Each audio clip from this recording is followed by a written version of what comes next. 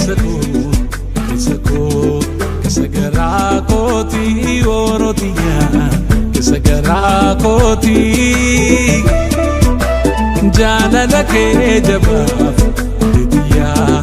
Kakinu sati Orotiya Kakinu sati Nangafati Malo hinhi matubeke Akan si charatu Ofani nambeka akeke Taane Barsi malentane Abbe Taane ke ani du'en Taane Hachakiyan Taane Taane Akashin Taane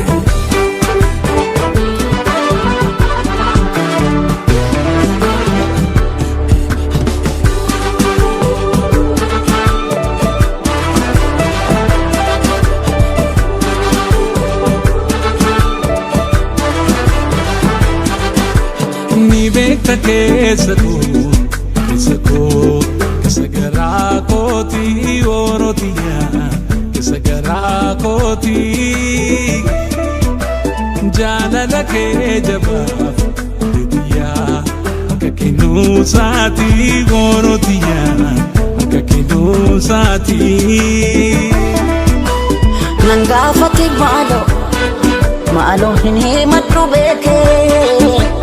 Akan si charatu Ofani nambeka akeke Taane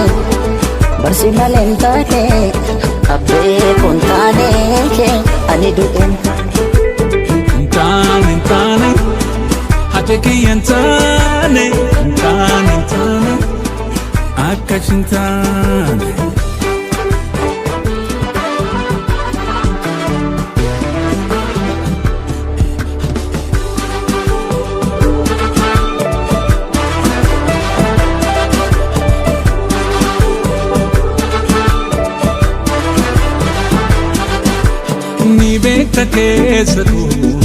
Kesako Kesagarako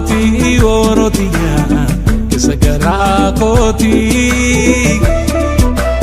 Jalala ke jabaf Didiya Kakinu sati Orotiya Kakinu sati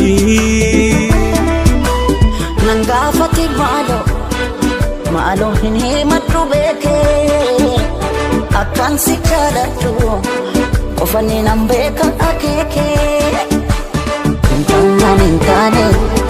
Barsi malentane Abbe Taane ke ani du'en Taane